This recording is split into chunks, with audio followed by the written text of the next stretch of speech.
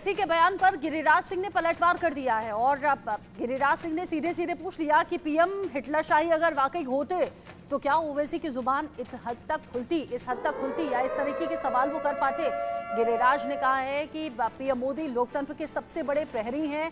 PM Modi ने संविधान के अनुरूप गरीबों को ताकत दी है और लगातार देश हित में काम वो कर रहे हैं।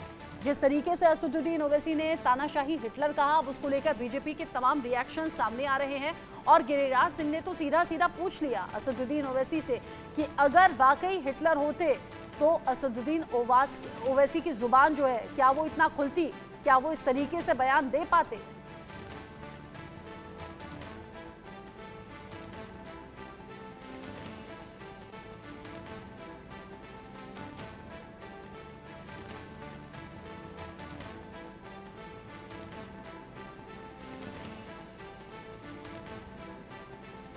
बड़ी खबर इस वक्त की, पीएम मोदी लोकतंत्र के सबसे बड़े प्रहरी हैं, ये गिरिराज सिंह ने कह दिया। साथ ही कहा कि पीएम मोदी संविधान के अनुरूप लगातार गरीबों के हित में काम कर रहे हैं।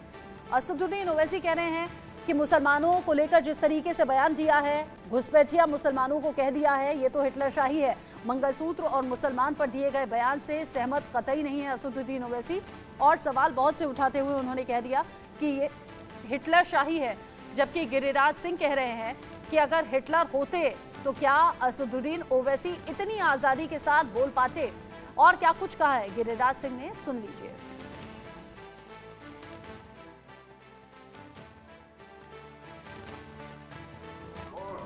ओवैसी ने कहा है कि मोदी हिटलरशाही है। नहीं, हिटलरशाही, मोदी अगर हिटलरशाही होते तो ओवैसी की जुबान खुलती, भारत माता को गाली देते।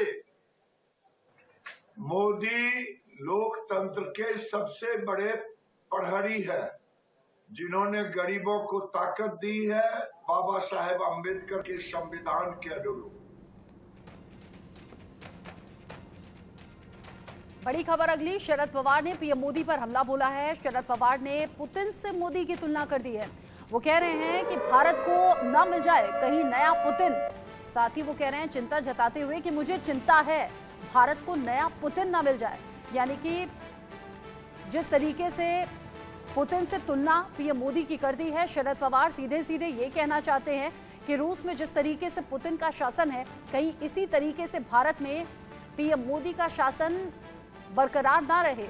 वो कह रहे हैं मुझे चिंता है हिंदुस्तान में कहीं ऐसा ना हो जाए, पुतिन कहीं भारत को नया पुतिन ना मिल जाए।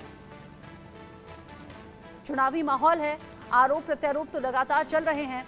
जिस तरीके की बयानबाजी फिलहाल चल रही है, शरद पवार ने इन्हीं हालातों और इन्हीं बयानों को देखते हुए सीधे सीधे तुलना व्लादिमीर पुतिन से कर दी है और अब कह रहे हैं कि जैसे पुतिन है कहीं वैसे ही भारत को नया पुतिन ना मिल जाए। शरद पवार चिंता जता रहे हैं और कह रहे हैं मुझे चिंता है भारत को नया पुतिन ना मिल जाए। पीएम मोदी से शरद पवार ने पुतिन की तुलना की है।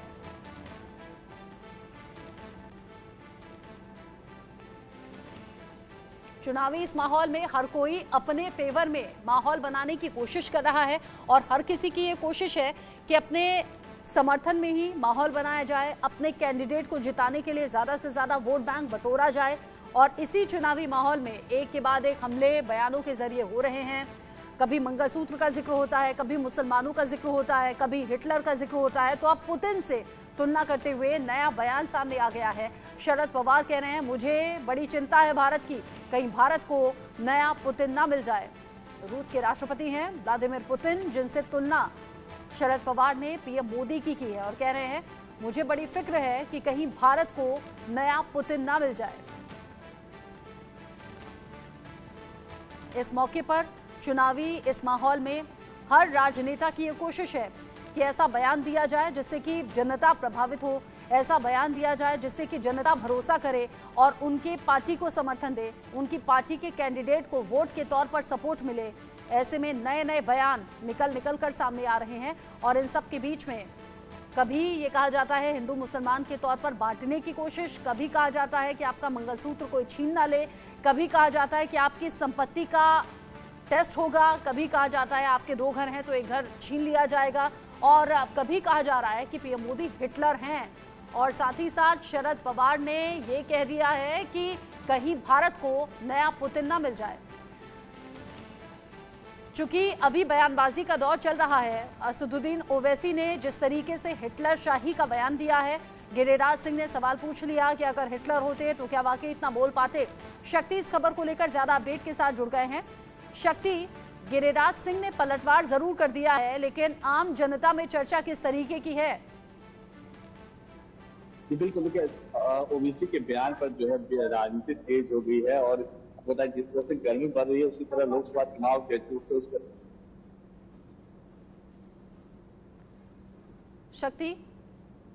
शक्ति आवाज आपकी नहीं आ रही है। शक्ति, गिरिराज सिंह ने कहा है कि संविधान के अनुरूप ही पीएम मोदी ने काम किया है, गरीबों के हित के लिए काम किया है। और शक्ति बता रहे हैं कि चुनावी इस माहौल में आरोप प्रत्यारोप का ये दौर अभी और ज्यादा बढ़ेगा। बिहार में यूं भी सियासी हलचल बहुत तेज है, तेजस्वी लगातार हमलावर हैं। शक्ति, आवाज मिल रही है आपको? शक्ति, गिरिराज सिंह के इस बयान के बाद चर्चा कैसी है अब?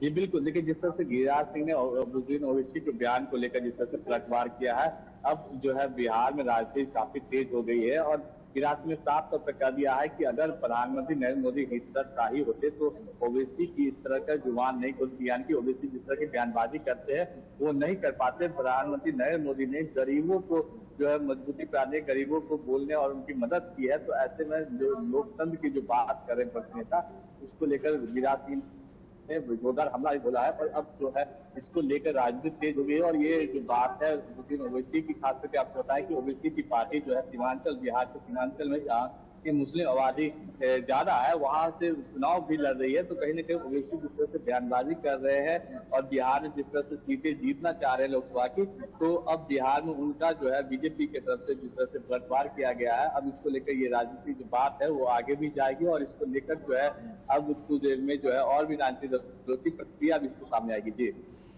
जिस तरह की सिचुएशन अभी बनी हुई है, चुनावी माहौल है शक्ति, और ऐसे में हर राजनेता को हम देख रहे हैं बढ़ चढ़कर बयान देना, फिर बयान देने के बाद सुर्खियों में रहना और फिर उन्हीं सुर्खियों में अपना फायदा ढूंढना। क्या ये जो बयानबाजी अभी चल रही है, उधर पीएम मोदी का बयान, इधर असदुद्दीन ओवैसी का बयान, फिर गिरिराज सिंह का बयान और भी तमाम रिएक्शन सामने आए, ये सब कुछ क्या अपने फायदे के लिए है?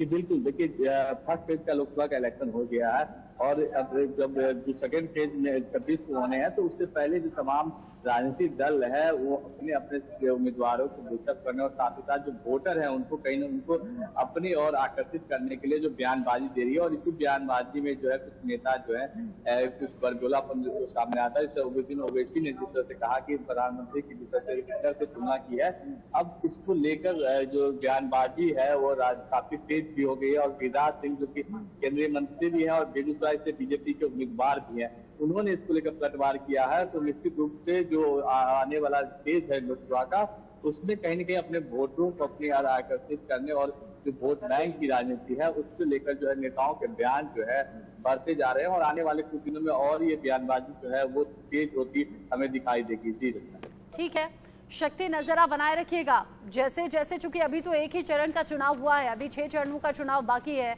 4 जून तक ये माहौल ऐसे ही गरमाएगा और इसी तरीके की बयानबाजी अभी चलती रहेंगी। बहुत शुक्रिया इस अपडेट के लिए, हमारे दर्शकों तक ये जानकारी पहुंचाने